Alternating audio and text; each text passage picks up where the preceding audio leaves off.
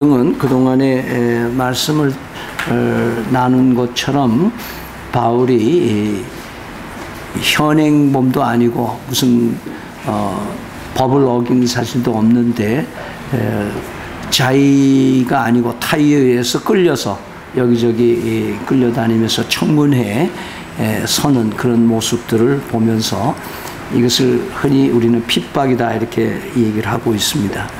그러면서 예수를 잘 믿는다는 것과 핍박을 당한다는 것과는 상당히 일치되어 있는 것들로 우리 사도행전에서는 그렇게 많이 얘기를 하고 있습니다. 그런데 우리는 이 시대에 너무 좋은 시절에 살면서 예수 믿고 덕보는 그런 시대를 우리는 살아가고 있다 하는 것을 하면서 일부러 우리는 핍박을 받으러 다닐 필요는 없지만 그러나 우리가 예수를 잘 믿으면 다양한 방식으로 우리는 핍박을 받습니다. 일가 친척들로부터 친구들로부터 또 놀림을 당하고 직장에서도 그렇고 또 여러 가지 금전 생활에서도 내가 정직하게 삶으로써 당하는 불이익들 또 다른 사람에게 살아가는 삶의 방식이 다르다는 것 때문에 그 친구 사회에서도 또는 직장에서도 이렇게 따돌림을 당하고 또 회사를 경영하고 기업을 해도 내가 정직하게 사는 것 때문에 이익이 그만큼 줄어드는 일도 있을 수 있을 것입니다.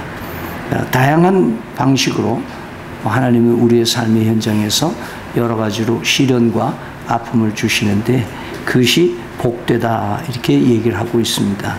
마태복음 5장 11절에 나로 말미암아 너희를 욕하고 박해하고 거짓으로 너희를 거슬러 모든 악한 말을 할 때에 너희는 너희에게 복이 있다 이렇게 말씀하고 있습니다.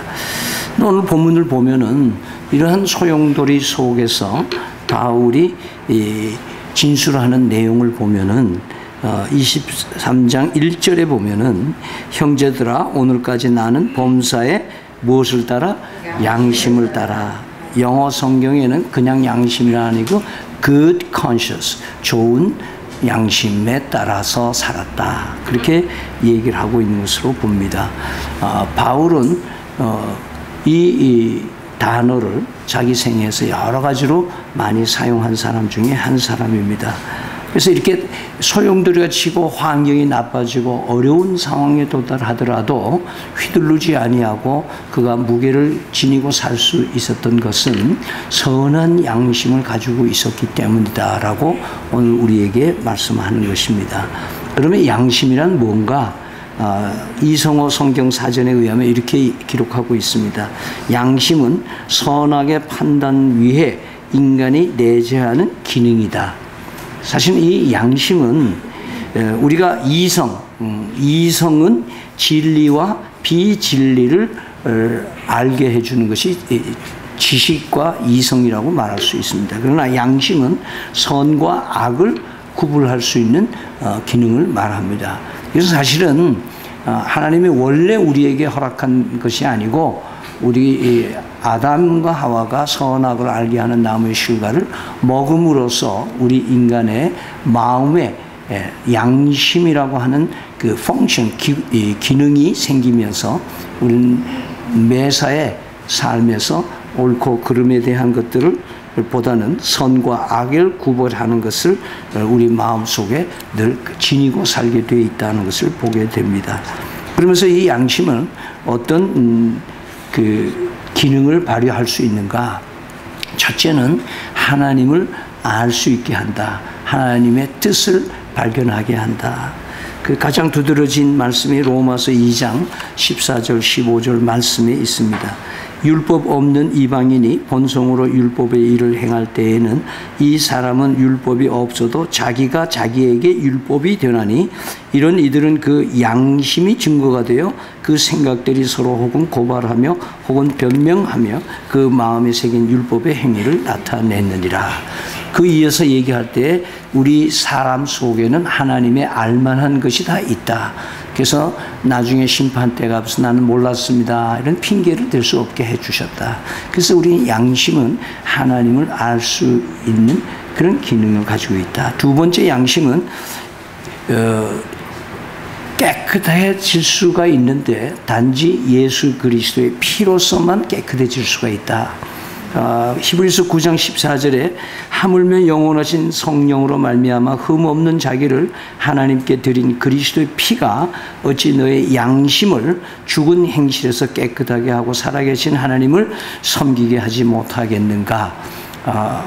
매년 드리는 짐승의 제사의 피로서는 우리는 깨끗하게 할 수는 없지만 그러나 예수 그리스도의 피로서 단번에 씻음바 돼서 우리 양심이 깨끗하게 될 수 있다고 얘기하는 것이죠. 여러분 잘 아시는 대로 빌라도는 예수님을 십자가에 못 박으라고 마지막 판결을 하고 그가 뭐 했어요? 손을 씻었습니다. 손은 씻었지만 뭐예요? 그의 양심은 씻지 못했습니다. 이것은 우리는 인생을 살면서 내 양심을 그리스도의 보혈의 피로 씻지 않으면 우리는 상당한 난관에 부닥칠 때가 있는 것입니다. 세 번째로 양심은 성령의 역사하는 곳입니다. 내 속에 성령이 역사하십니다. 우리 요한복음 16장에 7절 8절에 이런 말씀을 하십니다. 내가 너희에게 실상을 말하노니 내가 떠나는 것이 너희에게 유익이나 내가 떠나가지 아니하면 보혜사가 너희에게로 오시지 아니할 것이요 가면 내가 그를 너희에게 보내리니 그가 와서 여기 보혜사는 성령입니다. 그가 와서 죄에 대하여 의에 대하여 심판에 대하여 세상을 책망하시리라. 다시 말해서 성령 하나님이 오시면 우리 각 사람의 양심 속의 역사에서 죄를 깨닫게 해주시고 또 의가 뭔지 알게 해주시고 그리고 이 심판이 얼마나 무서운가. 그래서 옛말에 죄 짓고는 못 산다 그런 말을 하잖아요. 그래서 우리 인간은 이 양심에 있는데 그 양심에 성령이 역사하신다는 것을 보게 됩니다. 로마서 9장 1절에 내가 그리스도 안에서 참말을 하고 거짓말을 아니하노라. 나에게 큰 근심이 있는 것과 마음에 그치지 않는 고통이 있는 것을 내 양심이 성령 안에서 나와 더불어 증언하노라. 이렇게 얘기했습니다. 다시 말해서 우리가 예수를 구주로 믿으면 그의 피로서 우리 양심이 깨끗해지기도 하지만 예수님의 그 의가 우리 속에 들어와서 내 양심의 새로운 체계를 완성해 주셔가지고 옳고 그름에 대한 선과 악에 대한 분명한 하나님의 기준에 의해서 판가름할 수 있도록 성령이 인도하시고 그리고 그 양심 가운데 역사하시기 때문에 우리는 우리의 인생을 살면서 선한 양심을 가지고 살아갈 수 있게 된다. 그래서 바울사도는 사도행전 24장에서 나는 하나님과 사람들 앞에서 양심에 꺼리낌 없이 살았노라 이런 표현을 하고 있는 것입니다. 깨끗한 양심, 다시 말해서 이 하나님의 비밀의 경륜이 우리 속에 계시되는 곳, 이것이 우리의 양심이라고 말씀합니다.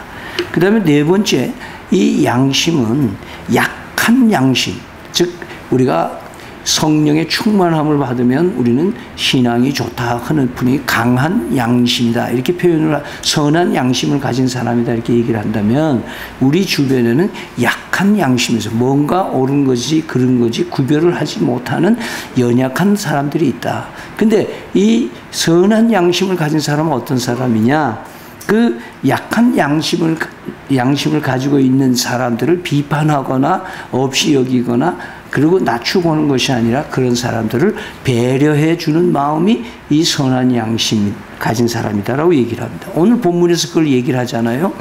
여러분 이제 그 보면은 이 바울의 공회에 나오는데 아나니아라고 하는 대제사장이 그 바울이 말하니까 그 입을 치라 그랬잖아요. 근데 그 바울이 그 대제사장을 옛날에는 복식을 다 대제사장은 대제사장 옷을 입고 있기 때문에 바울이 이 아나니아 대제사장을 몰라봤을 이유는 없어요.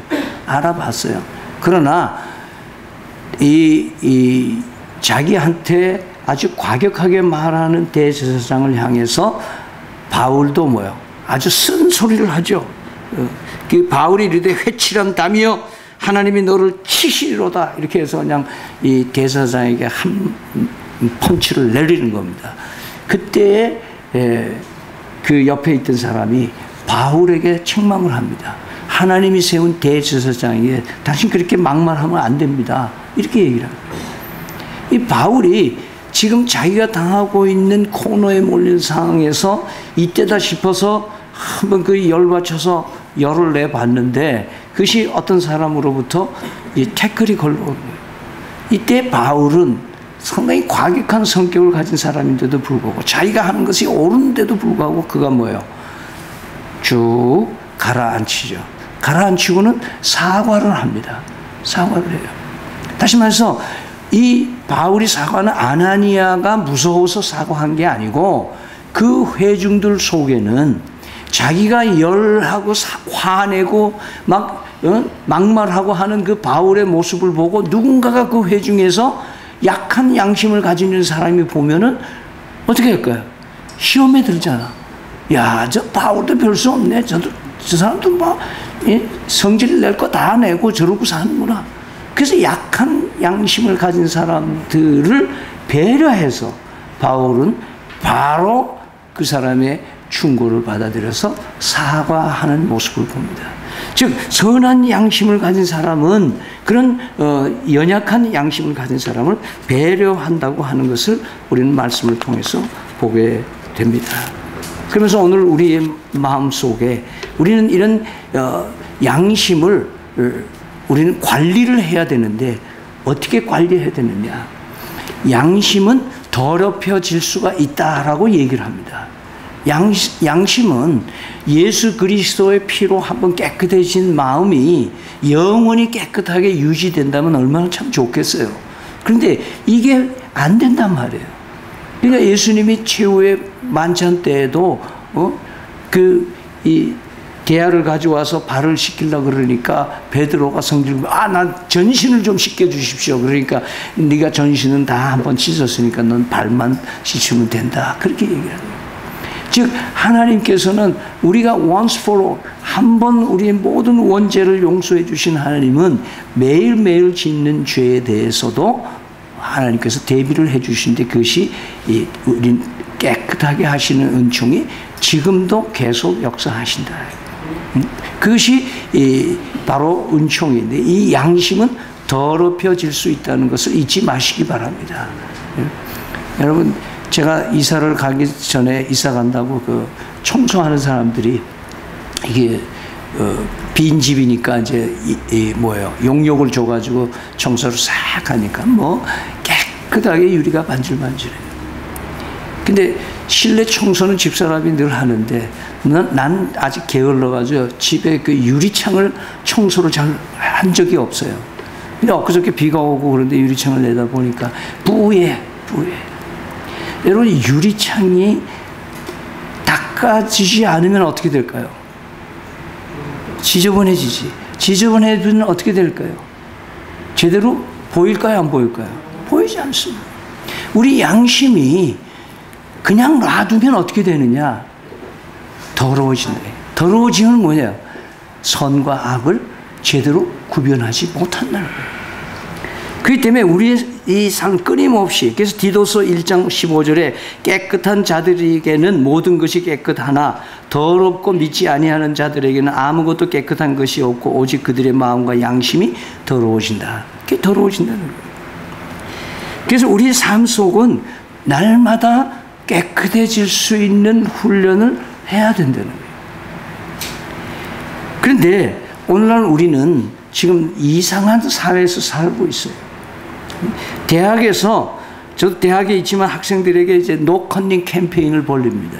근데 안게이트 조사한 거를 보니까 61%의 대학생들이 사정상 할 수 없이 컨닝을 할 때가 있다. 61% 학생들이에요. 근데 이 절대 해서는 안 된다 하는 학생은 한 30%밖에 안 되고, 그리고 이 컨닝을 한 경험이 있다. 76%. 여학생은 74%. 4학년 학생은 무려 96%가 컨닝을 한 경험이 있다라고 얘기한다. 뭐냐? 기회만 되면 뭐예요? 안 돼요. 근데 이 커닝에 대해서 뭐가 돼요? 괜찮다라는 생각을 하는 거예요. 여러분, 놀라운 것은 지난 5월 26일에 새누리당의 혁신 비상대책위원장으로 오른 김희옥 씨라는 사람이 있어요. 여자 이름인데, 이 김희옥 씨가 기자회견을 하면서 첫 번 부임하면서 기자회견에 이런 말을 했어요. 만약 지금까지 퇴행적 관행이 있었다면 이것도 과감하게 깨트려야 할 것이다. 목적이 정당하면 수단과 방법을 가리지 않고 쇄신해야 될 것이다. 저의 소임이 바로 이것이다. 이런 대법관이 지난 사람이 한 말입니다. 무슨 말이면 합니까? 목적을 위해서는 뭐예요? 수단과 방법을 가리지 않고. 그래서 그 사람 대법관도 되고 이런 위치에도 간다는 거예요. 이게 사회가 지금 가고 있는 총체적으로. 그래서 중고등학교 학생 때부터 훈련 받는 것은 별로 양심의 가책 없이 죄를 저지르는 훈련을 쌓아가고 고급 교육을 받는 사람일수록 점점 그게 defile, 더러워지는. 그래서 창문이 더러워졌기 때문에 옳고 그름을 알 수가 없는 것이다. 그렇게 이렇게 해서 방심이 되면 어떻게 하느냐? 무감각하게 된대요. 무감각하게 된다는 것을 성경에서는 뭐라고 얘기하면 디모데전서 4장 2절에 자기 양심이 화인을 맞아서 외식함으로 거짓말하는 자들. 여기서 화인이라는 말. 아마 요즘 젊은 사람들은 이 대리미는 봤을 거예요. 그러나 인두는 못 봤을 거예요. 옛날 우리 어렸을 때 보면 이렇게 뾰족하게 고무신 끝까지 생긴 게 쇳덩어리 화로에다 집어넣어 뻘겋게 달궈가지고 뜨겁게 해서 동정도 다리고 좁은 공간 다리고. 이게 인두라고 그래요. 인두. 이게 화인이란 말은 도장을 때 불도장이에요. 열도장. 이것이 서부 할극에는 짐승들을 자기 소유주가 엉덩이에다 이렇게 화인을 찍는 거예요. 여러분, 저는 뜨거운 걸 잘 못 들어요. 그런데 집사람은 뜨거운 걸 잘 들어. 왜 그러냐면 뜨거운 걸 들어 버릇했으니까 그래요. 네. 그래서 화인을 맞으면 처음엔 땄다고 하지만은 거기가 뭐예요? 굳어지면 뭐예요? 감각이 없어지는 거예요. 그래서 우리의 양심이 더러워지면 어떻게 되느냐? 화인 맞은 사람처럼 되는 거예요. 전혀 선과 악에 대한 개념이 없이 사는 사람으로 살아가게 되는 거죠. 그래서 양심의 소리를 귀찮게 하고 모른 척하고 형편없이 추락하고 마는 거예요. 그리고 이 양심을 얼마든지 악해질 수가 있어요. 얼마든지 악해질 수가 있어요. 그렇기 때문에 우리는 날마다 주님의 은혜 가운데 이 경고를 받아들여야 돼요. 이 양심의 소리를 들을 수 있기를 바랍니다. 성령 하나님 우리의 양심을 통해서 말씀하시는 거예요. 양심의 소리들. 프레셔 타임스에서 한 번은 일가족이 곰에 의해서 죽은 기사가 나왔어요. 근데 그 기자가 그냥 곰이 나와서 한 가족 텐트를 찢어내고 일가족 4명을 죽였는 줄 알았는데 자세히 보니까 거기 같이 데리고 온 개가 하나 죽어 있는 거예요. 근데 보니까 개는 곰에 의해서 죽은 게 아니고 그냥 타박상에서 죽은 거예요. 전상을 보니까 이런 기사가 이렇게 추측을 해서 기사로 썼어요. 밤에 지저대는 개가 귀찮아서 소리를 내지 말라고 타일로 해도 안 되니까 결국 나중에 신경질이 나서 그 아빠가 나가서 개를 걷어찬 거예요. 근데 그동안 그 시간에 조용해지니까 들어와서 찬 거예요. 곰이 와도 뭐예요? 짖는 개가 없다는 거예요. 여러분, 우리의 양심의 소리를 듣지 않고 하나님의 말씀으로 우리를 경고해 줄 때에 그거를 듣지 않고 살아가면 우리는 이렇게 추락하고 만다는 사실을 잊지 마시기 바랍니다. 특별히 교회에 나오는 사람들, 교인들이 하나님의 말씀을 우습게 생각하고 그 두드림을 내가 거절하고 무시해버리면 우리는요, 지금 괜찮을 수 있어요. 그러나 곧 우리는 엄청난 추락 상황에 갑니다. 히브리서 10장 22절 주보에 있는데요. 이 말씀을 같이 읽고 제 말씀을 거두겠습니다. 히브리서 10장 22절 우리가 마음의 뿌림을 받아 악한 양심으로부터 벗어나고 모든 맑은 물로 씻음을 받았으니 참 마음과 온전한 믿음으로 하나님께 나아가자. 아멘. 사랑의 하나님,